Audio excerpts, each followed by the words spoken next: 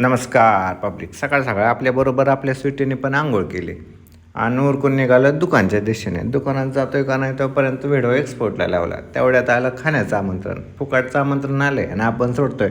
असं कधी झालं आहे का? गाडी काढली आणि टेंभूर नाक्याच्या दिशेने निघालो. टेंभूर नाका म्हणलं की लक्षात आलं असेल ही गर्दी आहे आणि लोकांची संख्या बघून खळखळणारा दालच्या आपल्या ताटात आला आणि खायला सुरुवात केली. पण कांद्याचं जरा अंतर लांब होत होतं म्हणून तोडून दालच्यात टाकलं. फुकटची पाण्याची बाटली घेतली आणि दुकानकडे निघालो. दुकानात कामाचा लोड आज जास्तच होता, त्यामुळं पटापटापटा काम करून घ्यायचं ठरवलं. कामाला सुरुवात करतोय तोपर्यंत डिगा आला. म्हणलं चला आपल्याला परफ्यूम घ्यायचा आहे.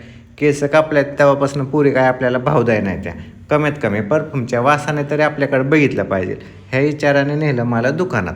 पण उशीर झाला होता आणि जायचं होतं आपल्याला घराकडं. घरून पण बरेच फोन येत होते. रिमझिम पडणारा पाऊस आणि त्याच्यात पडायला लागलेला अंधार. त्यामुळं म्हणले लवकर घरी या, घरी आल्यावर काम आहे. काय काम आहे ते आपल्या लक्षात आलं. अगोदरच त्यांनी तयारी करून ठेवलेलं.